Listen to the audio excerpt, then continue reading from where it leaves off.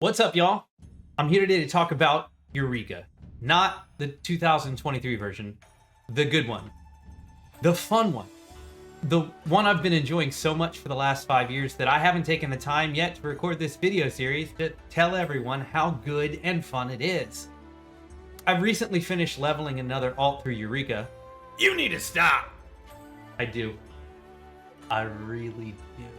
Eureka is, in my opinion, the most accessible and enjoyable non-role-playing social content in the game. And I want people to take a chance engaging with it so that they can get as much enjoyment out of it as I have over the years. Anyways, instead of working towards completing my 25th?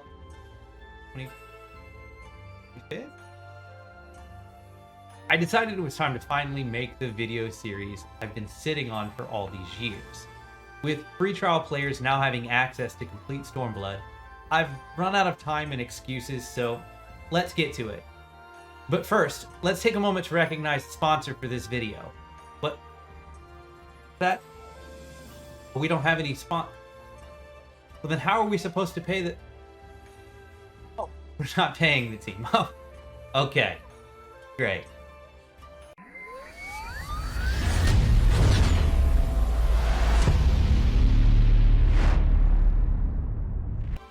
Eureka is a massive series of 4 instance zones unlocked following Stormblood main story quest.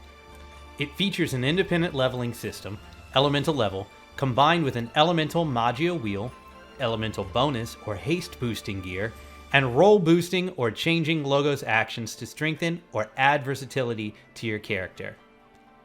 With a 56-man raid in the final zone, elements of horizontal progression, tons of loot, and a large, helpful, sometimes, and engaged community, Eureka has more staying power and replayability than most other content in Final Fantasy XIV.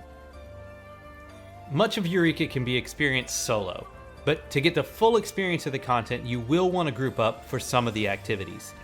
Listed in the description are several communities that are great for joining groups for leveling, farming, running the final dungeon, the Baldesion arsenal, or just general discussion or advice. The quest to unlock the first zone, Eureka Animos, starts in Rauger's Reach with Galliena and finishes in Kugane with Rodney. Before diving into the Eureka experience though, you'll want to do a few things. First, you'll want to purchase an elemental body piece from the Nostalgic Fellow on Pier 1 in Kugane for a massive power bonus. Cryptic seals and Damascene cloths are available on the market board or via trade. Sorry, trial players, you're going to miss out on that bonus. This will make leveling more challenging, but not impossible.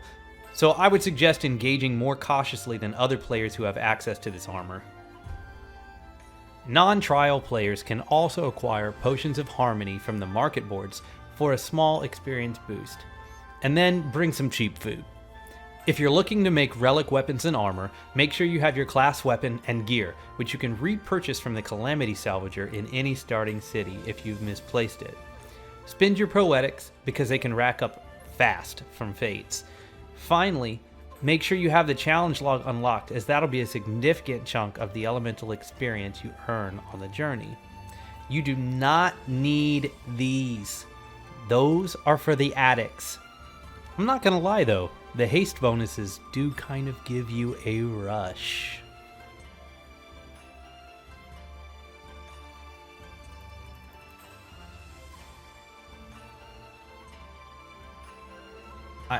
I'm sorry.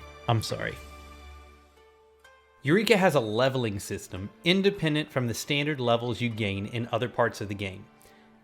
After level 6, dying and returning to the main base of the zone will result in a loss of experience, equaling 25% of the amount required to level to the next level.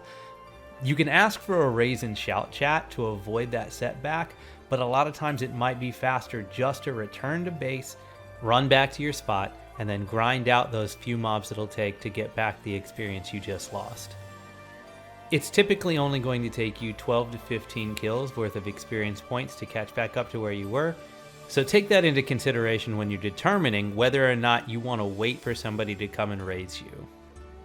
For those who want to complete leveling as fast as possible, grinding out levels, solo killing trash mobs, 1 to 3 levels higher than you, or in a group 5 to 8 levels higher than you, is the fastest source of ungated experience, assuming that your group is exactly the same level as you. If anyone in your group's level deviates from the rest of the group by more than 1 or 2 levels, it causes a lot of issues and makes it easier to honestly just solo. While you're grinding out trash, you want to make sure that you're completing your challenge log tasks for Eureka. These challenge log tasks will give you a large chunk of experience once a week and resets on Tuesdays. But if you're following our leveling guide, you're likely only going to have 1 or 2 opportunities to use the challenge log to boost your progress. I would suggest completing them as early as possible. This isn't my opinion. This is math. The other source of experience is from fates. Do not expect these to be an effective primary source of experience. Fates are the primary sources for crystals and light required to progress the story, zones, gear, and weapons. Think of the experience from fates as a bonus. It is almost never worth it, purely from an experience point standpoint, to leave your grind spot and run to a fate and then back. In Eureka, your strength is determined by your elemental affinity, which is way better than real life because I don't like exercising. Your baseline affinity is determined strictly by your elemental level, which increases by gaining experience from 1 to 60. Now, the game gives us a percentage bonus to any element with Magia aligned to it on the Magia board, using this formula. These cap at 5 total until you reach the 3rd zone. They're acquired by completing your Animos quest and can be assigned in any combination in each zone's main hub at the Magia Melder. Common 5 Magia alignments are to put all 5 in one element for maximum offensive or defensive impact. Sometimes you may want to do 3 or 4 in offensive and 1 or 2 in defensive if you're getting hit too hard, but I would typically say that's only for people who do not have an elemental body piece. You can manage your alignment on a case-by-case basis by spinning your wheel, and the charges refill slowly over time, or by visiting the Magia Melder in any of the hubs. Finally, bonuses from gear are a flat amount added across the board to every element on the board. This is why the purchasable elemental body is so critical, particularly for early leveling. Essentially, you'll be twice as strong as a player not wearing the elemental body throughout the entire first zone. Finally, let's talk about the modes in which mobs in Eureka can aggro you, since some are unique to Eureka. There are 6 different aggro types or states for mobs in Eureka. Wife aggro, kid aggro, cat aggro,